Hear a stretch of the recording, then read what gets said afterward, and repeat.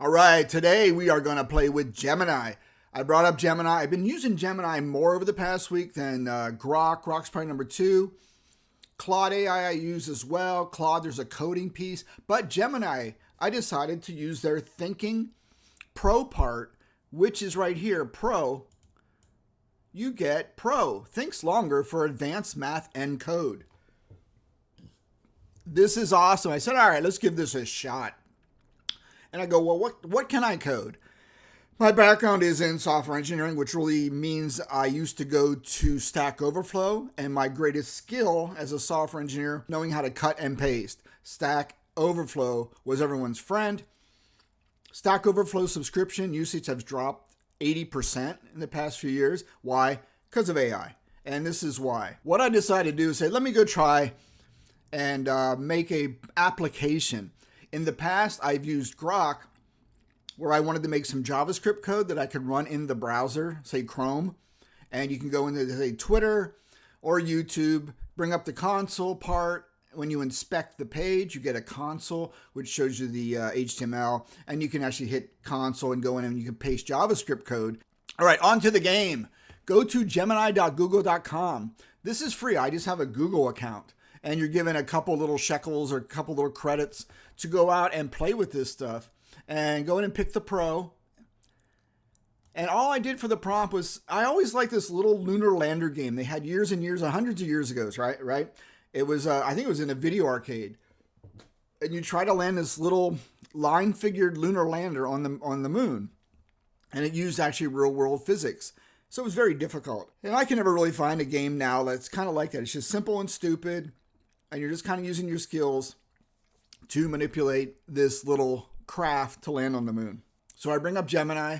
As a game software engineer, create a lunar lander game like the one made many years ago. Using the model of the Apollo Lunar Lander for the ship, use a real-world physics, use all real-world physics and moon gravity to start with the lunar lander in high lunar orbit, have it land at certain locations on the moon, all the while realizing physics with pitch, yaw, speed, altitude. Have a very detailed, accurate graphic of the moon. It kind of didn't do that here. Add the trails and tracks to the lander. It did do that.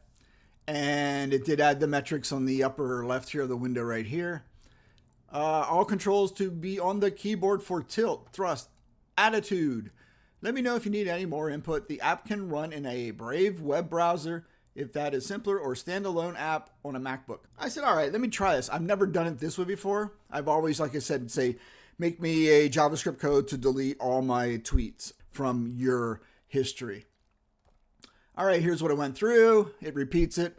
I'll generate a complete self-contained HTML5 game for you. This will work natively in your Brave browser or any modern browser without needing to install anything. I like it. That was a problem with software engineering.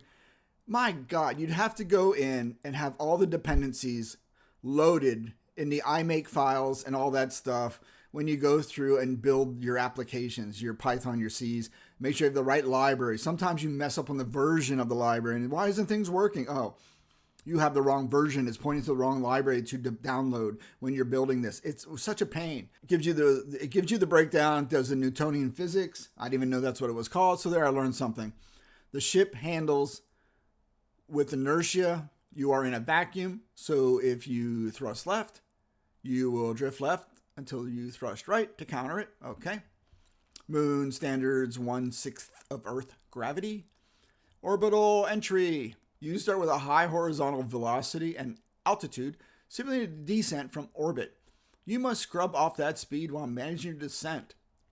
All right, you got the little LEM, landing module visualization, a vector drawing of the lunar excursion module with dynamic engine exhaust particles, and RCS thruster jets. Flight computer, a HUD, heads-up display showing altitude right up here, horizontal speed, vertical velocity, and fuel tracking. A visual trail shows your flight path. Almost like Neil Armstrong, man. It's like we're there.